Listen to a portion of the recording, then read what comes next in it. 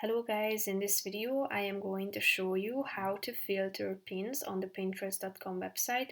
But first I just want to mention, don't forget to subscribe to my channel because at 10,000 subscribers I am going to show you my whole YouTube revenue statistics and growth strategy, how to make money online. Now let's jump into it. First of all, open the website and click on the home button at the top, then tap on this profile icon in the upper right corner of the screen.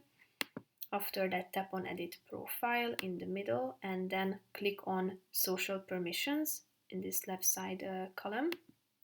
Then scroll down until you find the comments section. And here you can filter comments on your pins and on others' pins. So tap on the relevant buttons to hide comments from pins you created that contain specific words or phrases that you can add into this box. So type in the words that you would like to filter. So type it in.